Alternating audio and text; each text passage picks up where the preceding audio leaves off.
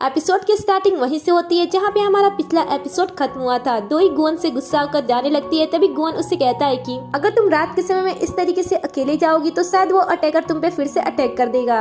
ये सुनकर दोई थोड़ी सी घबरा जाती है और वो गुवन के साथ घर जाने लगती है। गुवन दोई को उसके अपार्टमेंट के डोर तक ले जाकर ड्रॉप करता है और उसके बाद वहाँ से चला जाता है। इसके बाद दोई अलमाइटी जू के दिए गए लेटर को पढ़ रही होती है। उसमें उन्होंने लिखा था कि तुम मेरे इस फैसले से गुस्सा मत होना कि मैंने तुम्हें शादी करने के लिए कहा। चेयरवुमन बनने के बाद आपका सफर बहुत ही कठिन हो जाता है, इसलिए मैं चाहती थी कि इस रास्ते में तुम्हारा कोई साथ दे। इसलिए मैंने तुम्हें ऐसी कंडीशन दी जिसकी वजह से तुम शादी करो और किसी का साथ लेकर इस सफर में चलो। अगर तुम इन सारी चीजों से थक जाती हो तो तुम ये सारी प्रॉपर्टी उन कुत्तों के नाम करके चली जाना। अब हम उस गुंडे को देखते हैं जो कि अब बॉस बन गया होता है और अब वो अपने बॉस का बदला लेने के लिए गुवन को ढूंढ रहा होता है। अभी उसका पंटर रेस्टोरेंट की वो वीडियो लाता है जिसमें गुवन उन गुंडों को मार रहा था। बट अनफॉर्चुनेटली इस वीडियो में गुवन का फेस दिखाई नहीं दे रहा था, लेकिन फिर भी ये गुंडे गुवन का पता उसके क्रेडिट कार्ड से लगा लेते हैं। अब हम गुवन को देखते हैं जिसे अचानक से उसके 200 साल के पहले की इंसानी वाले दिनों की लाइफ याद आने लगती है। और तभी वहाँ पे पार्क आता है और गुवन उसे बताता है कि मैं जब इंसान हुआ करता था उस टाइम की मेमोरी मुझे याद आने लगी है। तो पार्क गुवन से कहता है कि क्या मैं आपके बारे में पता लगाऊं कि जब आप 200 साल पहले इंसान थे तो आपके साथ क्या हुआ था। तो गुवन कहता है कि नहीं, ये सब रहने दो। तो पार्क उसे फिर से कहता है कि आप अचानक से ऐसे कैसे हो गए कि आपको अपनी लाइफ की बातें याद आने लगी। क्या टैटू जाने की वजह से अब आप डेमोन से इंसान बन गए हो? ये तो बहुत ही बुरा हुआ, क्योंकि अगर आप एक इंसान बन गए हो तो आपको आग से जलने से अलावा यहाँ पे और भी चीजों का सामना करना पड़ेगा। आप यहाँ पे कभी भी एक्सीडेंट से मर सकते हो और कुछ ही टाइम बाद आप मेरी तरफ बूढ़े भी होने लगोगे। पार्क की ये सारी बात सुनकर गुवन और भी ज्यादा टेंस हो जाता है और वो अपने फेस को लेकर चिंता करने लगता है और उसे ऐसा लगता है कि शायद उसके फेस में अभी से ही झुर्रियां स्टार्ट होने लगी हैं। इसलिए वो डिसाइड करता है कि जल्द से जल्द वो अपने मैजिक टैटू को अपने पास वापस ला के रहेगा। फिर हम गुवन और दोई को ऑफिस जाते हुए कार में देखते हैं जहाँ पे दोई बहुत ही टेंस होती है अलमाइटी जू की डेथ की वजह से। वहीं गुवन तो अपने फेस को लेकर टेंस होता है और बार बार अपने स्किन को टच करता है। इस समय गुवन की टेंशन बढ़ती ही जाती है, इसलिए वो दोई का हाथ पकड़कर उसे रखा रहता है जिससे कि उसे थोड़ी सी शांति मिलती है। बट दोई जब देखती है कि गुवन ने उसके हाथ को काफी देर तक पकड़ रखा है तब वो उससे पूछती है कि तुम क्या करने वाले हो। तो गुवन उसे कहता है कि जब से मेरा टैटू तुम्हारे पास गया है तब से मैं भी एक इंसान बन गया हूँ। मैं भी तुम जैसे इंसानों की तरह दिन प्रतिदिन बूढ़े होते जा रहा हूँ, जो मुझे बिल्कुल भी अच्छा नहीं लग रहा है। और जब मैं तुम्हारे हाथों को होल्ड करता हूँ तब मुझे ऐसा लगता है कि मेरी पावर वापस आ गई है और मैं फिर से एक डेमोन बन गया हूँ। दोई कहती है कि मैं इस तरीके से अपना हाथ तुम्हें पकड़ने नहीं दे सकती हूँ, क्योंकि किसी ने मुझे ऐसे देख लिया तो फिर से गॉसिप स्टार्ट हो जाएंगी। अभी पिछले वाली गॉसिप तो ठीक से खत्म नहीं हुई है और जब इंसान हम दोनों को साथ में इस तरीके से देखेंगे तो उनके बीच फिर से गॉसिप स्टार्ट हो जाएगी। और वैसे भी तुम किस हक से मेरे हाथ को होल्ड करके रखना चाहते हो? मैं तुम्हारी कोई वायरलेस चार्जर तो नहीं हूँ। ये सुनकर गुवन कहता है कि अगर ऐसी बात है तो मैं इस बॉडीगार्ड के जॉब से रिजाइन करता हूँ, मुझे तुम्हारे साथ काम नहीं करना है। तो दोई कहती है कि ठीक है, तुम जॉब को छोड़ सकते हो, लेकिन इसमें मेरा घाटा नहीं बल्कि तुम्हारा ही ज्यादा घाटा होगा। तुम ही हो जो दिन प्रतिदिन बूढ़े होते जा रहे हो। अब इतना कि वो कार से बाहर आ जाते हैं। अब यहाँ पे गुवन ऑफिस तक पहुँचने के पूरे रास्ते वो दोई के हाथ को ही देखता रहता है और बार बार उसे पकड़ने की कोशिश करता है, बट दोई बार बार उसके हाथ को छुड़ा देती है। अब लिफ्ट में जाने के बाद गुवन एक वीडियो को देखता है जिसमें बताया जा रहा था कि लोग बोलते वक्त हर टाइम वो उनकी एज बढ़ती रहती है और देखते देखते ये वीडियो का पर्सन अचानक से बूढ़ा हो जाता है। इसे देखकर गुवन फिर से टेंस में आ जाता है। इसे देखकर गुवन बहुत ही ज्यादा पैनिक हो जाता है और वो दोई के हाथ को पकड़ने की कोशिश करता है, बट दोई अपने हाथ को फोल्ड कर लेती है और उसे हाथ पकड़ने नहीं देती है। ऑफिस में आने के बाद मिस सिन दोई से कहती है कि हमारे पास अलमाइटी जू के सारे वो फोटोज आ गए हैं जहाँ पे अलमाइटी जू ने अपना टाइम स्पेंड किया था। अब इसके बाद दोई उन सारे फोटोज को ओपन करके देखने लगती है, बट फोटोज बहुत ही ज्यादा होते हैं, इसलिए वो गुवन से हेल्प मांगती है। बट गुवन तो उसकी हेल्प करने से मना कर देता है और वो वहाँ से जाने लगता है। तो दोई से कहती है कि अगर तुम अपने आप को चार्ज करना चाहते हो तो मेरी हेल्प करो। दोई की बात सुनकर गुवन उसके हाथ को होल्ड कर लेता है और अब दोनों दो सिस्टम पे बैठ के उन फोटोज को फुल स्पीड में देखने लगते हैं। ये काम जब गुवन काफी देर तक करता है तब उसे इसे इरिटेशन होने लगती है और वो दोई से कहता है कि तुम तो इस समय बहुत ही पुराना तरीका अपनाकर उसे ढूंढने की कोशिश कर रही हो, इससे तो हम बहुत ही देर बाद उसे ढूंढ पाएंगे। बट अगर मैं अपनी मैजिक का यूज करूँ तो मैं उस किलर को बहुत ही आसानी से पकड़ सकता हूँ। ये सुनकर तो दोई सरप्राइज हो जाती है और वो गुवन से कहती है कि अगर तुम ऐसा कर सकते हो तो तुमने ये काम पहले क्यों नहीं किया। तो गुवन दोई से कहता है कि तुमने पहले मुझे ऐसा करने के लिए नहीं कहा था, इसलिए।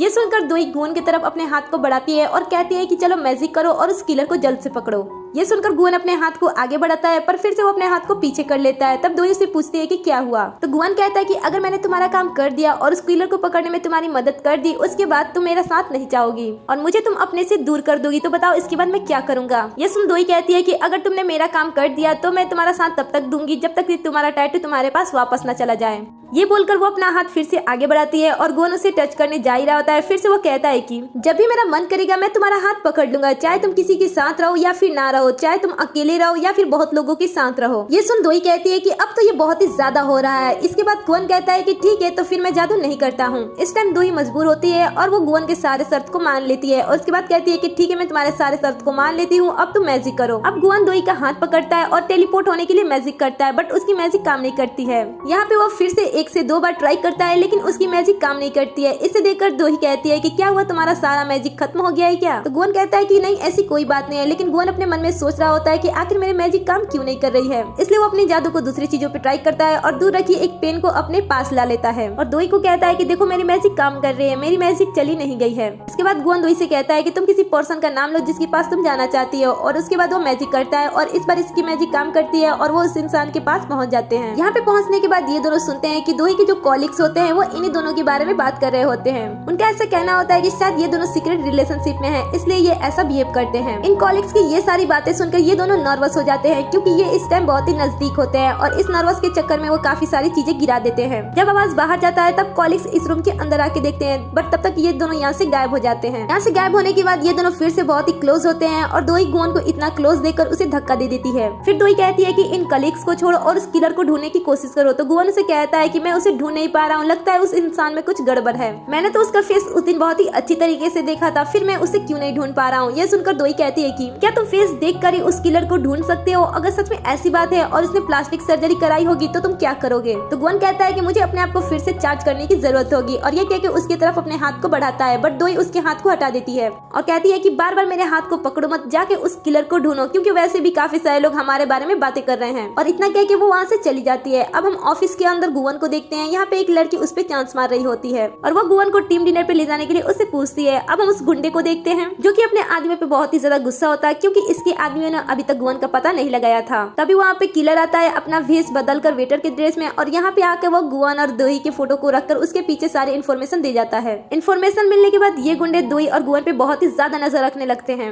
अब फिर से हम अलमाइटी जू के फ्लैशबैक को देखते हैं और यहाँ पे हम उसी पर्सन को देखते हैं जिसे देखकर अलमाइटी जू बहुत ही ज्यादा गुस्सा हो गई थी और उसे कह रही थी कि तुमने अगर गलती की है तो तुम्हें इसकी सजा मिलेगी। और इसके बाद ये इंसान यहाँ से जाने लगता है, बट जाने से पहले ये अलमाइटी जू के दवाई को बदल देता है। अब हम दोई को देखते हैं जो कि फुटेज को चेक कर रही होती है और इससे यहाँ पे पता चलता है कि फुटेज में छेड़खानी की गई है और बीच का समय को गायब कर दिया गया है। दोई इन फुटेज को देख रही होती है, तभी वहाँ पे गुवन आता है और वो उससे कहता है कि चलो घर जाने का समय हो गया है। बट तभी जोसियुक दोई के पास कॉल करता है और कहता है कि जिसमें तुम्हें शक था वो पर्सन इसमें इन्वॉल्व नहीं है, हमें इस टॉपिक पे बात करना चाहिए, इसलिए हमें डिनर पे मिलना चाहिए। ये सुनने के बाद गुवन दोई से कहता है कि तुम कहीं पे नहीं जा सकती क्योंकि हमारा एक प्लान है। इसके बाद सीन कट होता है और हम दोई, गुवन और उसके बाकी कलीग्स को यहाँ पे देखते हैं। यहाँ पे तो पहले ये कलीग्स दोई को देखकर थोड़े अनकंफर्टेबल होते हैं, बट जब वो कहती है कि आप सब रिलैक्स होकर पियो तब ये फिर से पीने लगते हैं। साथ में वो दोई को भी ड्रिंक करने के लिए कहते हैं, बट जब वो गुवन को ड्रिंक करने के लिए कहते हैं तब वो कहता है कि मुझे कार चलानी है इसलिए मैं नहीं पी सकता। अब दोई ड्रिंक करने लगती है, बट जैसे वो ड्रिंक करती है गुवन उसके हाथ को पकड़ लेता है और उसके हाथ को नहीं छोड़ता है। यहाँ पे बार बार दोई अपने हाथ को छुड़ा रही होती है, बट जब भी वो ड्रिंक करने जाती है गुवन उसके हाथ को पकड़ लेता है और तभी इन दोनों को हाथ पकड़े हुए ये लेडी भी देख लेती है और ये लेडी थोड़ी सी अपसेट हो जाती है क्योंकि इस पार्टी को उसने गुवन के लिए ही रखा था। काफी समय तक ये सारे लोग ड्रिंक करते हैं और उसके बाद ये सब गुवन से पूछते हैं कि आपने मैडम को क्यों रिजेक्ट कर दिया, क्या आप मैडम दोई को पसंद नहीं करते हो? तो गुवन कहता है कि ऐसी कोई बात नहीं, मैं दोई को पसंद करता हूँ। ये सुनकर तो दोई भी उन कॉलिग्स के साथ सरप्राइज हो जाती है। फिर कॉलिग्स पूछते हैं कि अगर तुम मैडम दोई को पसंद करते हो तो तुमने उन्हें रिजेक्ट क्यों किया? ये सुनकर गुवन कहता है कि अगर तुम्हें मीट पसंद है तो क्या तुम मुर्गी से शादी कर लोगे? ये सुनने के बाद दोई गुस्सा हो जाती है और वहाँ से जाने लगती है। पीछे पीछे गुवन भी आता है जो उसके हाथ को फिर से पकड़ने की कोशिश कर रहा होता है और वो उसे कहता है कि तुम कभी भी अपने हाथ को मुझे पकड़ने नहीं देती हो, आखिर बताओ कि मैं अपने आप को कब चार्ज करूंगा। ये सुनकर तो दोई बहुत ही ज्यादा गुस्सा हो जाती है और वो गुवन को बातें सुनाने लगती है। फिर वो जब पीछे पलट के देखती है तब देखती है कि वहाँ पे गुवन नहीं है। उसे अपने साथ ना पाकर दोई को डर लगने लगता है। अब हम गुवन को देखते हैं जो कि दोई के बारे में कह रहा था कि ये लड़की तो बहुत ही ज्यादा नकचड़ी है, मुझे तो कुछ समझती नहीं। ये कह के गुवन वहाँ से जाने लगता है। तभी उसे दोई का ख्याल आता है कि वो तो अकेली जा रही है, क्या पता उसके साथ कुछ हो जाए। ये कह के गुवन दोई की तरफ जाने लगता है, बट यहाँ पे वो गुंडे आ जाते हैं जो इसे घेर लेते हैं।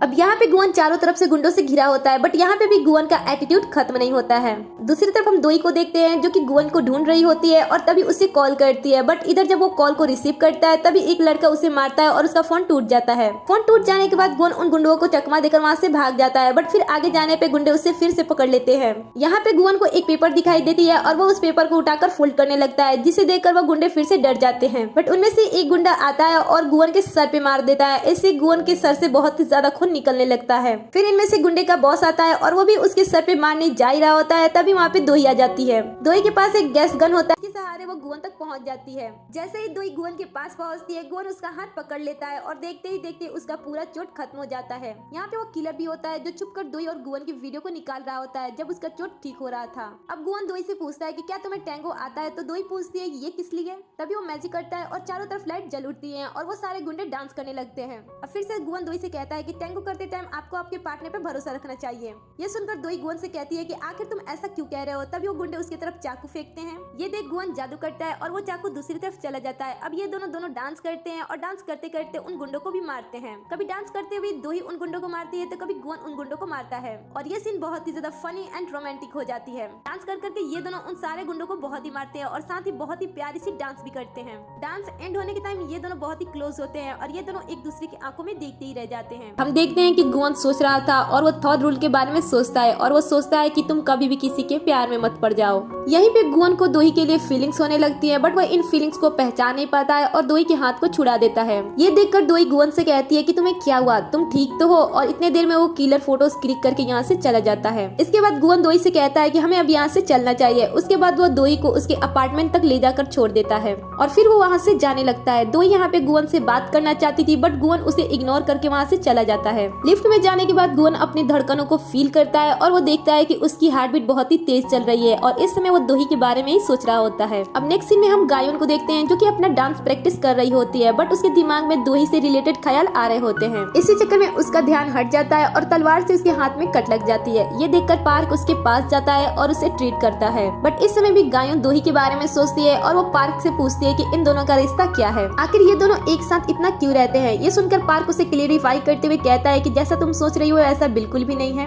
बॉस को उस लड़की की जरूरत है इसलिए वो उसके साथ रहते हैं, बट गायोन इसकी बात पे ध्यान नहीं देती है और वहाँ से चली जाती है। अब नेक्स्ट सीन में हम गुवन को देखते हैं जो कि इस फीलिंग को समझ नहीं पाता है और अपने आप से कहता है कि मेरे साथ कुछ गलत हो रहा है क्योंकि मैं एक बेकार इंसान के प्यार में पड़ रहा हूँ और ये शायद मेरे टैटू के गायब होने के कारण हो रहा है। नाउ अब हम दोई को देखते हैं। यहाँ पे दोई गुवन को लेकर अपने आप से ही बातें कर रही होती है और वो अपने आप से कहती है कि आखिर वो पर्सन मुझे ऐसे क्यों देख रहा था, उसे मेरी कलाई पकड़ने का जुनून सवार हो गया था उस टाइम, और फिर उसका बिहेवियर अचानक से चेंज कैसे हो गया। दोई यहाँ पे गुवन को लेकर काफी सारे कंफ्यूजन रखी हुई थी और वो जानना चाहती थी कि गुवन उसके बारे में क्या सोचता है और उसे इस तरीके से ट्रीट क्यों करता है। दोई अपने और गुवन के बीच में सारी चीजों को क्लेरिफाई करना चाहती थी और वो जानना चाहती थी कि जिस तरीके की वाइब फीलिंग वो रखती है गुवन के लिए, क्या गुवन भी उसी तरीके का फील उसके लिए करता है। इन सारी चीजों को लेकर गुवन को नींद भी नहीं आ रहा था, इसलिए वो रात के टाइम गुवन से मिलने के लिए चली गई। कुछ टाइम बाद दोई पहुंच जाती है और वो सोचती है कि बस मैं लास्ट टाइम उससे चिपकू बनूंगी और इसके बाद सारी चीजें क्लेरिफाई हो जाएगी। गुवन इस समय बात ले रहा था और वो दोई के बारे में सोच रहा था और वो सोचता है कि मेरे साथ जो कुछ भी गलत हो रहे हैं ये मेरे पावर्स के चले जाने के साइड इफेक्ट है। गुवन को अब भी नहीं पता था कि वो दोई के लिए कुछ फील करता है और ये सारी चीजों को वो इस तरीके से कवर कर रहा था।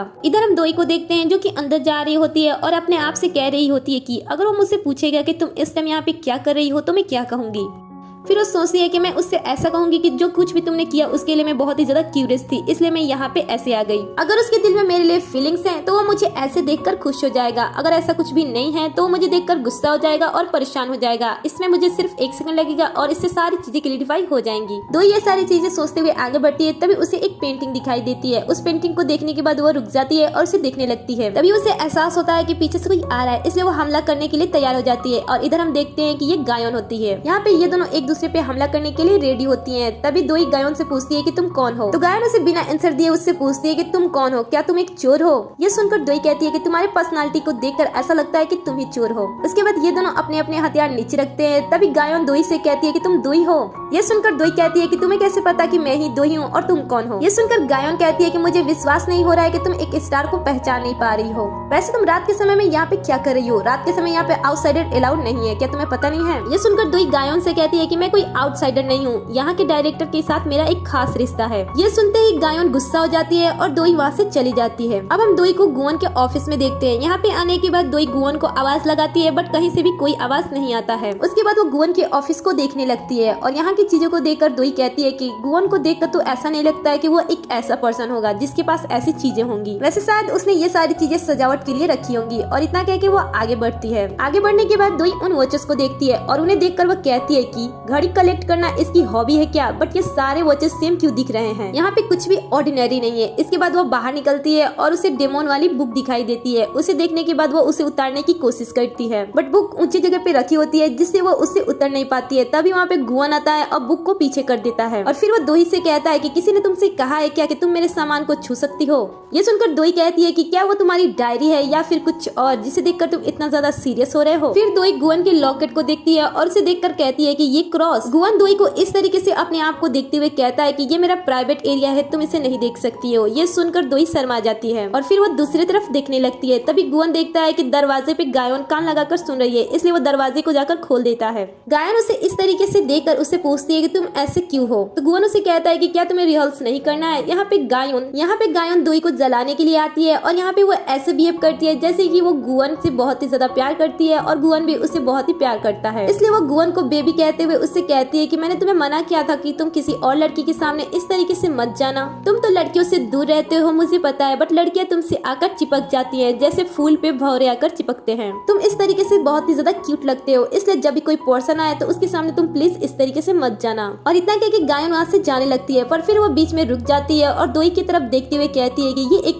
स्पेशल रिलेशनशिप है। उसके जाने के बाद दोही गुआन से पूछती है कि कौन थी वो?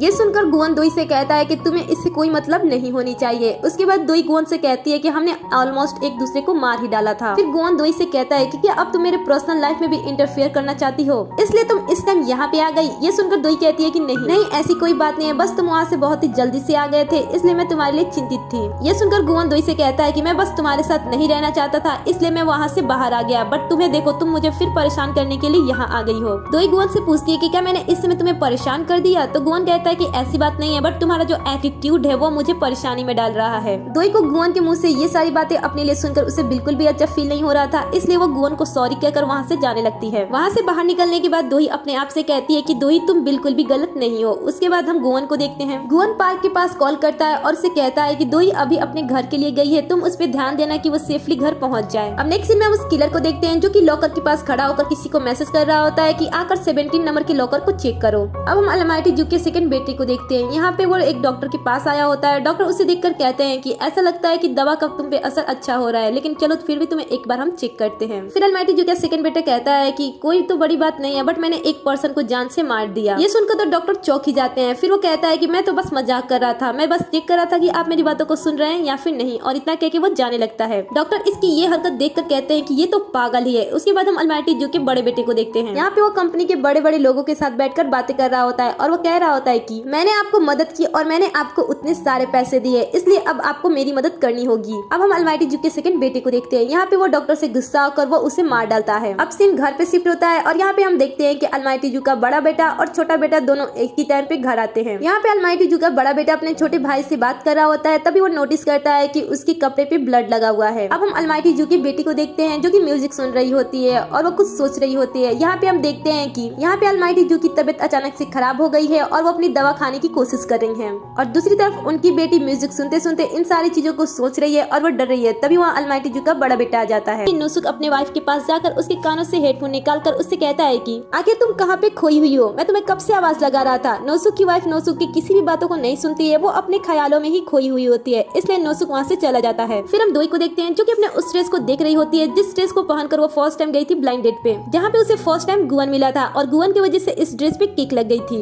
इस ड्रेस को देखने के बाद दोई को गुआन की याद आती है, इसलिए वो इस ड्रेस को ले जाकर डस्टबिन में फेंक देती है। अब दूसरी तरफ हम गुआन को देखते हैं जो कि ये भी सैड होता है और इस समय ऑडिटोरियम में बैठ के वो गायन के परफॉर्मेंस को देख रहा होता है। जब परफॉर्मेंस खत्म हो जाता है तब गायन गुआन से कहती है कि आपको मेरा परफॉर्मेंस कैसा लगा। तो गुआन उससे कहता है कि तुम्हारा परफॉर्मेंस अच्छा था। ये सुनकर गायन कहती है कि मैंने तो इस पर परफॉर्मेंस अच्छी तरीके से नहीं किया, बट आप कह रहे हो कि मैंने परफॉर्मेंस अच्छी तरीके से किया। आप तो इस परफॉर्मेंस पे ध्यान ही नहीं दे रहे हो, बल्कि हमें बहुत ही जल्द इस पे परफॉर्म करना है। ये सुनकर गुआन वहाँ से उठकर चला जाता है। अब हम उस पर्सन को देखते हैं जिसका फेस ड्रामे में अभी तक हमें नहीं दिखाया गया। वो किलर वीडियो बनाकर इसी पर्सन के पास भेज देता है। ये पर्सन इस वीडियो को देख रहा होता है, लेकिन जब जो गुआन अपने मैजिक को यूज किया होता है उसका फुटेज इसमें भी इस बार नहीं मिलता है। किलर इस पर्सन से कहता है कि दोही का बॉडीगार्ड बहुत ही अजीब है, उसने सारे गुंडे को अकेले ही संभाल लिया था। ये सुनकर ये पर्सन कहता है कि अगर तुम्हें तुम्हारी चीज चाहिए तो इस काम को जल्दी से कर दो। अब नेक्स्ट सीन में हम दोही को देखते हैं जो कि ऑफिस जाने के लिए घर से बाहर निकली होती है और बाहर उसका गुआन इंतजार कर रहा होता है। दोही कार के अंदर आकर बैठ जाती है और ऑफिस जाने लगती है। रास्ते भर ये दोनों एक दूसरे से बात नहीं करते हैं। ऑफिस में जाने के बाद भी ये दोनों आपस में बातें नहीं करते हैं और दोही इसके उसके बाद अपने कैबिन में चली जाती है। इधर गुवन भी अपने सीट पे आकर बैठ जाता है। इन दोनों को ऐसे देखकर कंपनी के सारे लोग आपस में बातें करने लगते हैं कि क्या इन दोनों ने आपस में झगड़ा किया है। फिर ऑफिस वाली लड़की गुवन के पास जाती है और वो उससे पूछती है कि क्या तुम दोनों में झगड़ा हुआ था, तुम मेरे साथ अपनी बातों को शेयर कर सकते हो। मैंने कल शाम को तुम दोनों को देखा था, तुम दोनों ने एक दूसरे का हाथ पकड़ा हुआ था। मैं तुम दोनों के बारे में किसी से भी कुछ भी नहीं कहने वाली हूँ, इसलिए तुम मुझसे बातें शेयर कर सकते हो। ये सारी बातें सुनकर गुवन इरिटेट हो जाता है और इस लड़की को उसके कैबिन में छोड़कर कॉफी पीने चला जाता है। जब गुवन यहाँ पे आकर कॉफी पीता है तब उसे ये कॉफी बिल्कुल नहीं अच्छी लगती। तभी वहाँ पे एक पर्सन आता है और उसे इंस्टेंट कॉफी देता है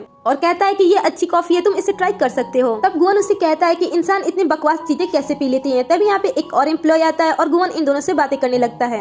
इनसे बातें करते टाइम गुवन और भी ज्यादा फ्रस्ट्रेट हो जाता है। तभी मिस सिन गुवन के पास मैसेज करती है कि दो ही बहुत ही जल्द बाहर जाने वाली है, इसलिए तुम बाहर निकलो।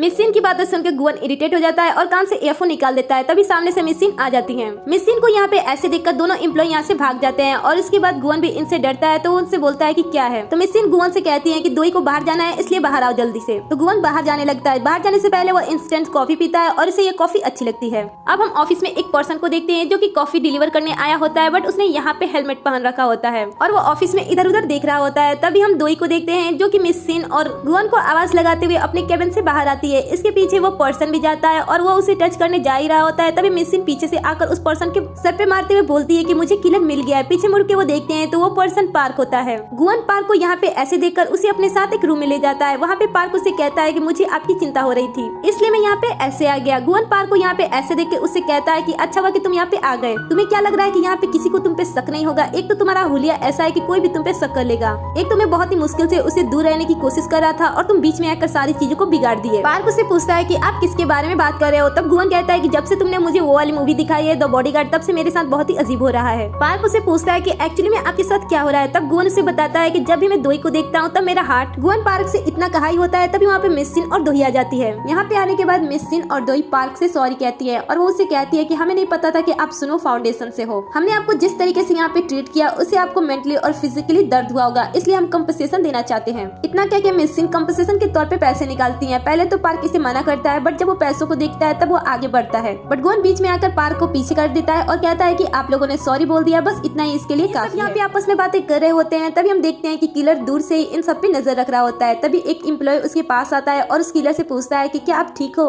तो किलर एम्प्लॉय से कहता है कि क्या आप मुझे बता सकते हो कि मीटिंग रूम कहाँ पे है? तो वो बोलता है कि हाँ मुझे पता है, चलिए मैं आपको लेकर चलता हूँ। अब हम मीटिंग रूम को देखते हैं। यहाँ पे सारे बोर्ड मेंबर आकर बैठे होते हैं। तभी जोसियुक आता है और वो आकर दोई के पास बैठ जाता है और उसे कहता है कि मैं तुम्हें अकेले नहीं छोड़ सकता हूँ। अब मीटिंग में वोट के जरिए डिसाइड किया जाता है कि अगला एक्टिव चेयरमैन कौन बनेगा। यहाँ पे सारे लोग मिलकर नोसियुक को वोट देते हैं और नोसियुक एक्टिव चेयरमैन बन जाता है। मीटिंग खत्म होने के बाद सारे लोग जाने लगते हैं, बट अलमाइटी जू की बेटी आकर दोई के पास उसकी बेइज्जती करने लगती है और उसे कहती है कि तुम्हारे पास आखिरकार कितने बॉडीगार्ड्स हैं। दोई काफी देर तक इसकी बातों को सुनती है और फिर वो कहती है कि भौंकने वाले कुत्ते कभी काटते नहीं हैं। ये सुनकर अलमाइटी जू की बेटी और भी ज्यादा गुस्सा हो जाती है और वो दोई को और भी बातें सुनाने लगती है। ये सारा बात नोसुक भी सुन रहा होता है और तभी वो वहाँ पे आ जाता है। उसके बाद वो अपनी बहन को वहाँ से हटा देता है और फिर वो दोई से कहता है कि शादी का डिसीजन बहुत ही बड़ा होता है, इसलिए टाइम लेकर अपने लिए किसी अच्छे इंसान को चुनना और मेरे पास शादी का इन्विटेशन जरूर भेजना। और इतना कि ये यहाँ से चला जाता है। फिर दोग्योन आता है और वो दोई से कहता है कि तुम्हारा टैटू बहुत ही अच्छा है, तुम पे सूट करता है। टैटू की बात सुनकर जोसियुक दोई के हाथ पे देखता है और वो उससे पूछता है कि तुमने ये टैटू कब कराई थी। तो दोई बात को छुपाते हुए कहती है कि मैंने इस टैटू को रिसेंटली में बनवाया हुआ था। अब हम गुवन को देखते हैं जो कि मीटिंग रूम के बाहर खड़ा होता है और अपने आप से कह रहा होता है कि सारे लोग तो बाहर आ गए, आखिर दोई बाहर कब आएगी। तभी अलमाइटी जो की बेटी गुवन के पास आती है और उससे आके पूछती है कि क्या तुम्हें पता है कि मैं कौन हूँ। तो गुवन कहता है कि नहीं मुझे नहीं पता। यहाँ पे अलमाइटी जो की बेटी शो ऑफ करना चाहती है और वो गुवन से कहती है कि जब तुम्हें पता चलेगा कि मैं कौन हूँ तब तुम सरप्राइज ही हो जाओगे। और फिर वो अपना बिजनेस कार्ड गुवन की तरफ बढ़ाती है। ये देखकर गुवन कहता है कि मुझे सरप्राइजेस बिल्कुल ही नहीं पसंद। फिर अलमाइटी जो की बेटी अपना कार्ड गुवन के हाथ में फंसा देती है और उसे कहती है कि वैसे तो मैं एम्प्लॉय पे ज्यादा ध्यान नहीं देती हूँ, लेकिन जब तुमने दोई को 1 सेकंड के अंदर ही रिजेक्ट कर दिया था तब मेरा ध्यान तुम्हारे ऊपर गया। वैसे क्या तुम मॉडलिंग में इंटरेस्टेड हो? अगर तुम इंटरेस्टेड हो तो मैं तुम्हें बहुत ही बड़ा बना सकती हूँ। गुवन इसकी बातें सुन रहा होता है। तभी वो देखता है कि दोई मीटिंग रूम से बाहर आ रही है। दोई को देखकर अलमाइटी जू की बेटी से वो कहता है कि मैं बहुत ही बड़ा हूँ, अब मुझे और भी ज्यादा बड़ा नहीं बनना है। इसके बाद वो दोई के पास जाता है जहाँ पे जोसियुक गुवन से कहता है कि मैंने सुना है कि तुमने दोई की काफी बार जान बचाई है, इसके लिए थैंक्स, तुम इसका ध्यान हमेशा रखना। इतना कह के जोसेफ अपना हाथ आगे बढ़ाता है गुवन के साथ हैंडशेक करने के लिए, बट गुवन उसे इग्नोर करता है और कहता है कि मैं ये काम तुम्हारे लिए नहीं करता हूँ और मुझे तुम ये मत बताओ कि मुझे क्या करना चाहिए और क्या नहीं करना चाहिए। तभी दोई इन दोनों का ध्यान अपनी तरफ खींचती है और उसके बाद वो जोसियो की कहती है कि चलो हमें बाहर चलना चाहिए, हमें काम है। वो गुवन को पीछे छोड़कर जोसियो के साथ आगे जा ही रही होती है। तभी गुवन उससे पूछता है कि तुम आखिर कहाँ पे जा रही हो। तो दोई गुवन से कहती है कि हम दोनों को बात करने की जरूरत है, इसलिए मैं जा रही हूँ। गुवन तो जोसियो को दोई के साथ देखकर जेलस फील कर रहा होता है और ऊपर से जब ये बात सुनता है तो वो और भी ज्यादा जेलस फील करने लगता है। अब फिर हम इन दोनों को कार के अंदर देखते हैं जहाँ पे ये दोनों अपने काम से रिलेटेड बात कर रहे होते हैं। यहाँ पे जोसेफ एक पेपर को दिखाता है और दिखाता है कि इसमें 2 साल पहले बहुत ही झोल हुआ था। ये दोनों अपने काम को लेकर यहाँ पे काफी देर तक बातें करते हैं और कार के बाहर गुवन होता है जो इन्हें देखकर कहता है कि आखिरकार ये कार के अंदर ऐसा क्या पका रहे हैं जिसमें इन्हें इतना टाइम लग रहा है। काम खत्म होने के बाद दोई कार से बाहर आती है और जोसियो को थैंक्स कहती है और वो उसे कहती है कि तुम अपना ध्यान रखना। इन दोनों को ऐसे एक साथ देखकर तो गुवन को जेलसी फील होती है और वो अपने आप से कहता है कि तुम्हारे लिए कुछ भी, माय फुट। अब हम इन दोनों को कार के अंदर देखते हैं। यहाँ पे गुवन दोई को कार के मिरर से देख रहा होता है और ये चीज दोई भी देख लेती है और वो गुवन से पूछती है कि आखिर तुम मुझे इस तरीके से क्यों देख रहे हो। गुवन की जब चोरी पकड़ी जाती है तब वो कहता है कि मैं ऐसा कुछ नहीं कर रहा हूँ। तो दोई गुवन को कहती है कि जब ह्यूमंस को कोई इस तरीके से देखता है तब उसे पता चल जाता है। वैसे अब तुम चाहे जो कुछ भी करो, मैं तुम पे ध्यान नहीं देने वाली हूँ। ये सुनकर गुवन कहता है कि ये सुनने में तो बहुत ही अच्छा लग रहा है। फिर हम इन दोनों को लॉयर के पास जाते हुए देखते हैं। यहाँ पे दोई एक डॉक्यूमेंट को दिखाती है जिसे जोसेफ ने इसे दिया था और ये पेपर दिखाकर दोई लॉयर से पूछती है कि क्या हम उन पे एक्शन ले सकते हैं। तो लॉयर दोई से कहता है कि हाँ हम कुछ कर सकते हैं, बट इसके लिए तुम्हें और भी कुछ करना पड़ेगा। अब हम इन दोनों को पुलिस स्टेशन में देखते हैं। यहाँ पे डिटेक्टिव उन्हें बताते हैं कि हमने उस किलर की बाइक का पता लगा लिया है, बट उसका फेस हमारे डेटाबेस से मैच नहीं हो रहा है। ये सुनकर दोई कहती है कि अगर ऐसी बात है तो शायद मुझे अपने आप को ही चारा बनाना होगा उस किलर को पकड़ने के लिए। ये सुनते ही डिटेक्टिव दोई को मना कर देते हैं और कहते हैं कि आप ऐसा बिल्कुल भी नहीं कर सकती हो। और इसके बाद हम इन दोनों को बाहर आते हुए देखते हैं। बाहर आने के बाद गुवन दोई से पूछता है कि चारा बनाने से तुम्हारा क्या मतलब था। तो दोई उसे बताती है कि मैं खुद को किलर के सामने ले जाऊंगी ताकि वो सामने आए और पकड़ा जाए। अब नेक्स्ट सीन में हम दोई को डेट पे देखते हैं। यहाँ पे वो उसी पर्सन से मिलने आई होती है जिसे अलमाइटी जू ने इसके लिए सिलेक्ट किया था। यहाँ पे दोई के साथ गुवन भी आता है। गुवन को देखकर ये लड़का उससे पूछता है कि ये कौन है और आपके साथ यहाँ पे क्या कर रहा है। तो दोई उसन को बताती है कि ये मेरा बॉडीगार्ड है, इसलिए मेरे साथ यहाँ पे आया है। अब दोई और उसन यहाँ पे एक दूसरे से बातें कर रहे होते हैं और ये चीज गुवन को बिल्कुल भी अच्छी नहीं लगती है, इसलिए वो दोई का हाथ पकड़ता है और मैजिक करना स्टार्ट कर देता है। यहाँ पे गुवन अपने मैजिक से उसन को परेशान करने लगता है, इसलिए उसन यहाँ से जाने लगता है और कहता है कि मैं बस थोड़ी देर में आता हूँ। गुवन की ये हरकत देखकर दोई उससे पूछती है कि आखिर तुम यहाँ पे ऐसा क्यों कर रहे हो। तो गुवन उससे कहता है कि मुझे ये सारी चीजें बर्दाश्त नहीं हो रही है। तो दोई कहती है कि मैं अभी मजाक के मूड में नहीं हूँ। तभी वहाँ पे उसन आता है और उसन को देखते ही दोई उससे कहती है कि आज हम अपनी शादी के रजिस्टर को कराएंगे। ये सुनकर उसन कहता है कि ठीक है। इतना कह के ये दोनों एक दूसरे से हाथ मिलाते हैं। ये देखकर फिर से गुवन को उससे जेलसी फील होने लगती है। यहाँ से बाहर आने के बाद गुवन दोई से पूछता है कि क्या तुम सच में उससे शादी करने वाली हो। तो दोई कहती है कि हाँ मैं सच में शादी करने वाली हूँ क्योंकि मुझे उसकी हेल्प चाहिए। और इतना कह के वो कार के अंदर जाके बैठ जाती है और अपने आप से बात करती है कि मुझे वैसे भी फर्क नहीं पड़ रहा है कि मैं किससे शादी करने वाली हूँ क्योंकि ये शादी तो नकली है। तभी कार में गुवन आता है। गुवन को देखकर दोई किसी के पास कॉल लगाती है और कहती है कि कल मेरी शादी है, इसलिए इसकी तैयारी करो और विटनेस के तौर पे तुम और गुवन तो हो ही। ये सुनकर गुवन दोई से कहता है कि आखिर तुम क्यों शादी कर रही हो, तुम तो मुझसे शादी करना चाहती थी ना, और वैसे ये अपना फेस क्यों ऐसा बनाया है। ये सुनकर दोई कहती है कि अगर तुम्हें मेरा फेस पसंद नहीं है तो तुम मेरी तरफ मत देखो। दोई की ये बात सुनकर गुवन कार को रोक देता है और उसका हाथ पकड़ लेता है। फिर उसे कहता है कि मैं तुम्हारे साथ नहीं रहना चाहता हूँ, इसलिए चलो हम साथ में मिलकर उस किलर को पकड़ते हैं। फिर ये दोनों एक पर्सन के पास आते हैं जिसने पहले गुवन को मारने की कोशिश की थी। गुवन इस पर्सन को किलर का स्केच दिखाकर उससे कहता है कि तुम इस इंसान को पकड़कर मेरे पास लाओ। ये पर्सन गुवन की बात सुनकर उससे कहता है कि आखिर मैं ऐसा काम क्यों करूंगा। तब वो दोई का हाथ पकड़ लेता है और मैजिक करने लगता है और मैजिक से कई सारी चीजों को फेंक कर उसे मारने लगता है। दोई ये सीन देखकर गुवन से कहती है कि तुम उसके साथ ऐसा मत करो, नहीं तो वो मर जाएगा। लेकिन गुवन उसकी किसी भी बात को नहीं सुनता है। तब दोई अपना हाथ छुड़ाकर वहाँ से बाहर आ जाती है। दोई को बाहर जाते हुए देख गुवन भी उसके पीछे जाता है। तभी दोई उसे पूछती है कि आखिर तुम ऐसा क्यों कर रहे हो, तुम्हारी प्रॉब्लम क्या है। ये सुनकर गुवन कहता है कि मेरी प्रॉब्लम तुम हो, तुम जब से मेरी लाइफ में आई हो तब से कुछ भी ठीक नहीं हो रहा है, बट जब तुम मेरी लाइफ में नहीं थी तब मेरे साथ सब कुछ सही हो रहा था। अगर तुम मेरे आसपास ना रहो तब मेरे साथ बहुत ही अच्छा होता है। ये सुनकर दोई कहती है कि अगर ऐसी बात है तो ठीक है, अब से तुम मेरे बॉडीगार्ड नहीं हो। ये सुनते ही गुवन दोई को यहाँ पे अकेला छोड़कर चला जाता है। गुवन के जाने के बाद दोई यहाँ पे अकेली बैठी होती है। कुछ टाइम बाद यहाँ पे मिस्सिन आती है और वो दोई को अपने साथ ले जाती हैं और उसके अपार्टमेंट तक उसे छोड़कर चली जाती हैं। जब मिस्सिन दोई को छोड़कर जा रही होती है तब हम उस किलर को भी यहाँ पे देखते हैं। अंदर आने के बाद दोई गुवन को टेक्स्ट करती है कि मैंने आज ओवर रिएक्ट कर दिया, इसके लिए आई एम सॉरी। दोई ये मैसेज तो लिख लेती है बट वो गुवन के पास सेंड नहीं कर पाती है। दोई डरते डरते अपने रूम से बाहर आती है और तभी वो देखती है कि उसका म्यूजिक चल रहा है। इसे देखकर वो पहले से और भी ज्यादा डर जाती है। तभी वो किलर आता है और उसके मुंह पर कपड़ा रखकर उसे बेहोश कर देता है। अब हम गुवन को देखते हैं जो कि गायोन के परफॉर्मेंस को देख रहा होता है। तभी उसके पास दोई की मैसेज आती है। मैसेज में वो गुवन से हेल्प मांग रही थी, साथ ही उसने अपना लाइव लोकेशन भी भेज दिया था। मैसेज पढ़ते ही गुवन बहुत ही ज्यादा घबरा जाता है और वो बहुत ही तेजी से कार चलाकर जाने लगता है। रास्ते में वो दोई को कॉल भी करता है, बट दोई का कॉल उसे नहीं लगता है, इसलिए वो और भी ज्यादा घबरा जाता है और कार को और भी ज्यादा फास्ट कर देता है। जब वो दोई के अपार्टमेंट में पहुंचता है तब यहाँ का लिफ्ट काम नहीं कर रहा होता है, इसलिए टॉप बिल्डिंग पे जाने के लिए वो सीढ़ियों का सहारा लेता है। इधर हम दोई को देखते हैं जो कि बहुत ही ज्यादा घबरा रही होती है और रोते हुए उस किलर से कहती है कि प्लीज तुम मुझे छोड़ दो, बट ये किलर तो उसे देखकर मुस्कुरा रहा होता है और कपड़े को काटने लगता है। ये देखकर दोई और भी ज्यादा डर जाती है और वो जोर जोर से चीखने लगती है। किलर इस सीन को बहुत ही एंजॉय कर रहा होता है और वो धीरे धीरे कपड़े को काट रहा होता है। जब वो लास्ट बच्चा थोड़ा कपड़ा काट रहा होता है तभी वो किसी की आहट सुनकर वहाँ से छुप जाता है। इतने ही देर में कपड़ा पूरा कट जाता है और दोई गिरने ही वाली होती है, तभी वहाँ पे गुवन आकर उसका हाथ पकड़ लेता है। गुवन को अपने पास इस तरीके से देखकर दोई की जान में जान आती है, बट उसे वो देखती ही रह जाती है। इधर गुवन भी दोई को देखे जा रहा होता है, तभी वो किलर आता है और गुवन पे हमला कर देता है, जिससे कि गुवन का हाथ छूट जाता है और ये दोनों नीचे गिरने लगते हैं। नीचे गिरते टाइम गुवन अपने मैजिक का यूज करता है और ये दोनों बच जाते हैं। यहाँ पे गुवन दोई से पूछता है कि क्या तुम ठीक हो। दोई बस इतनी ही बातों को सुनती है और वो फूट फूट कर रोने लगती है और गुवन को गले लगा लेती है। गुवन दोई को दिलासा दे रहा होता है कि अब सब कुछ ठीक है, सब कुछ अंडर कंट्रोल है, बट दोई तो रोई जा रही थी। तभी वहाँ पे जोसियोक आता है और इन दोनों को इस तरीके से देखकर इसे अच्छा फील नहीं होता है। अब नेक्स्ट सीन में हम जोसियोक और दोई को देखते हैं। ये दोनों अपार्टमेंट के अंदर होते हैं। यहाँ पे जोसियोक दोई से पूछता है कि क्या तुम्हें डॉक्टर के पास जाना है, तो दोई कहती है कि नहीं मैं ठीक हूँ। तभी वहाँ पे गुवन आता है और कहता है कि तुम्हारा लॉकर टूट गया था, इसी वजह से शायद वो किलर अंदर आ गया था। इसके बाद ये तीनों आपस में बातें कर रहे होते हैं। फिर दोई अपना फोन मांगती है और उसे देखने लगती है।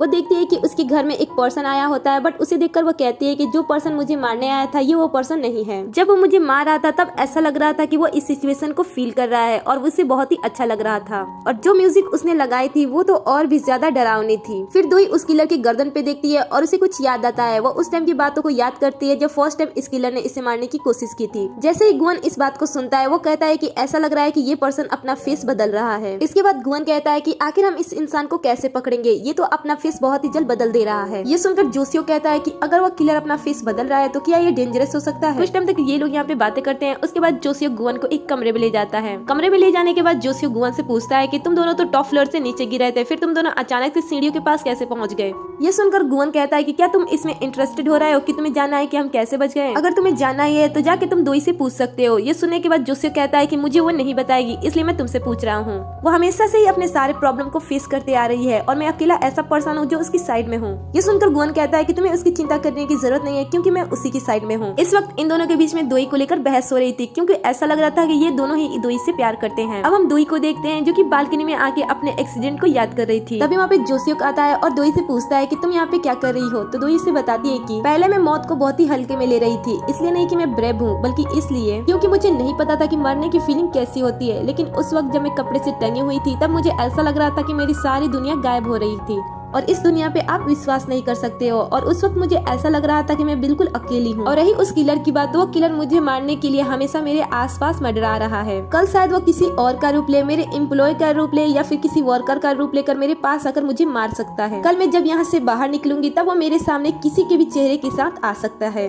दोई की इतनी डीप बातें सुनने के बाद गुवन उसे कहता है कि अगर ऐसी बात है तो तुम इस लड़ाई को अकेले मत लड़ो, चलो हम शादी कर लेते हैं और इसके बाद तुम अकेले बिल्कुल भी नहीं रहोगे। और इतना कहकर जोसियोक अपना हाथ दोई की तरफ बढ़ाता है। दोई जोसियोक को तो बस देखे ही जा रही थी। तभी वहाँ पे गुवन भी आता है और गुवन भी कहता है कि मैं तुमसे शादी करना चाहता हूँ, और वो भी अपना हाथ दोई की तरफ बढ़ा देता है। अब दोई खड़ी होती है और उन दोनों को देखने लगती है। सीन कट होती है और अब हम दोई को नेक्स्ट डे ऑफिस में मिस सेन के साथ देखते हैं। अब यहाँ पे दोई कल रात के बारे में सोच रही होती है और यहाँ पे हमें एक छोटा सा फ्लैशबैक दिखाया जाता है। हम देखते हैं कि दोनों लड़के दोई के सामने शादी का प्रस्ताव लेकर खड़े हैं। दोई इस सिचुएशन में क्या करे, किस लड़की को पसंद करे, ये इसे बिल्कुल भी समझ में नहीं आता है। इसलिए वो दोनों लड़कों से कहती है कि मुझे कुछ टाइम चाहिए सोचने के लिए। सीन प्रेजेंट में शिफ्ट होता है और अब हम देखते हैं कि गुवन दोई को देख रहा होता है और वो बहुत ही गुस्सा होता है और गुवन अपने आप से कह रहा होता है कि दोही ने एक तुच्छ इंसान के लिए मुझे मना किया। और उसके बाद वो पेपर पढ़ता है। पेपर में जोसियो के बारे में आर्टिकल आई होती है। उसे देखकर वो गुस्सा हो जाता है और पेपर को दूर फेंक देता है। आखिर कैसे दोही उस सिंपल से इंसान के साथ मुझे कंपेयर कर सकती है। गुवन अपने आप से बातें कर ही रहा होता है, तभी वहाँ पे पार्क आता है और उसे आवाज लगाता है। गुवन उसे देखकर उसके पास चला जाता है। यहाँ पे पार्क गुवन के लिए नाश्ता लाया होता है। गुवन पार्क को यहाँ पे देखकर उसे पूछता है कि आखिर तुम यहाँ पे किस लिए आए हो, क्या तुम्हें कोई इंटरेस्टिंग न्यूज चाहिए इसलिए तुम यहाँ पे आए हो।